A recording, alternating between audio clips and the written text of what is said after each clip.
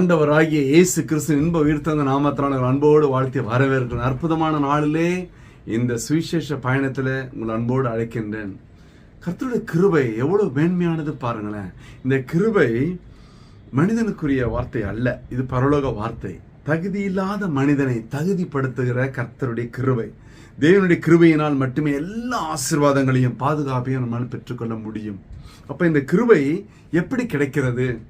நீதிமொழிகள் 3:34 சொல்கிறது, யாக்கோபு 4:6 சொல்கிறது, தாழ்மையுள்ளவர்களுக்கோ கிருபை அளிக்கிறார். ஒரு அதிகமான கிருபையை அளிக்கிறாரு. அப்ப நம்மளோட தாழ்மை எவ்வளவாய் நம்ம ஆண்டவரை தாழ்த்துகிறோமோ அவ்வளவுக்கு அதிகமான கிருபையை பெற்றுக்கொள்ள முடியுமே. 1 பேதுரு 5:5 சொல்கிறது. அப்ப தாழ்மையுள்ள அறிந்து கொள்வது எப்படி?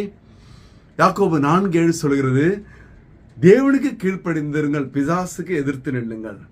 பிசாசுக்கு அவனுடைய தீய பழக்க வழக்கங்களுக்கு தேவையற்ற காரியம் எதிர்த்து நிற்கிறான்.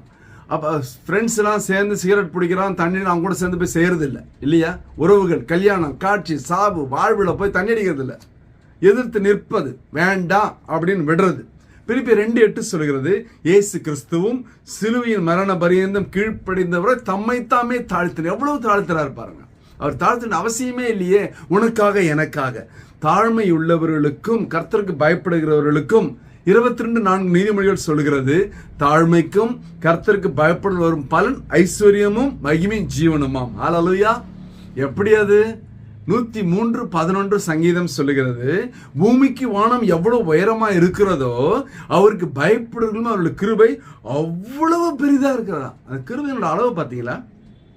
உங்க மேல இருக்கிற கிருபையோட அளவு, என் மேல இருக்கிற கிருபை அவ்வளோ பெருசு.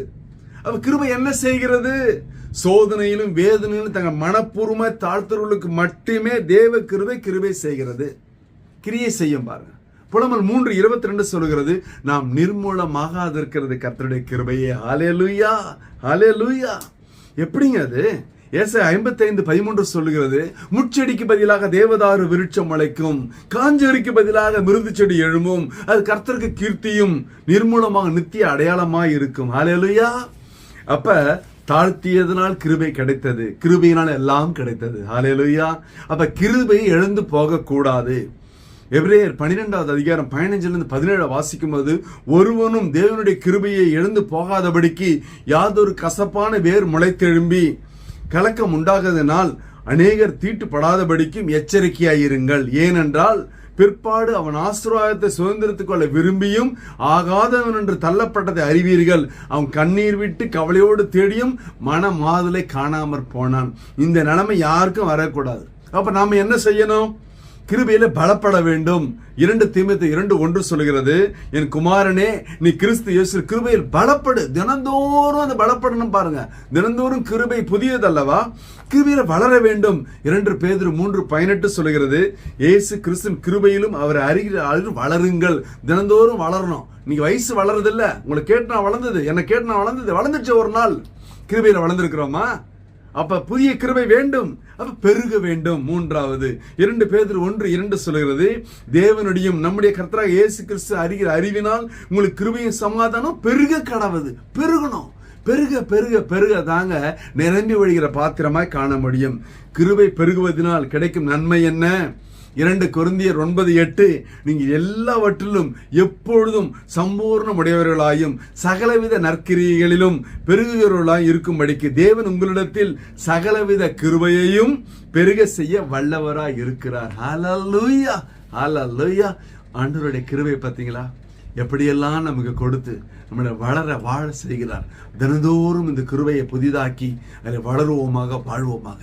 ஒரு விசை கண்களை மூடுவோம். ஹல்லேலூயா, ஹல்லேலூயா, ஹல்லேலூயா. எந்த விதமான தகுதி இல்லாத எங்களை தகுதிப்படுத்தி உங்களுடைய கிருபையினால் வாழ வைத்த தெய்வமே, இந்த அற்புதமான நாளிலே பார்த்துக்கொண்ட பிள்ளைகளோட வாழ்க்கையில ஒரு ஆசீர்வாதம், அபிஷேகம் கடந்து வரட்டும் ராஜா. தடைகளை முறித்து போடுங்க. கிருபையினால் அவரை நிரப்புங்கப்பா. கண்ணீர் துடைக்கப்படட்டும், வேதனை மாறட்டும். இயேசு கிறிஸ்துவின் உயிர்த்தெழுந்த வல்லமையான நாமத்தினால என் தேவனதை செய்யும்படியாய் திருப்பாதங்களிலே தாழ்மையாய் ஒப்பு கொடுத்து ஜெபித்து ஜெயம் எடுக்கிறோம். ஜீவனுள்ள நல்ல பிதாவே, ஆமென்.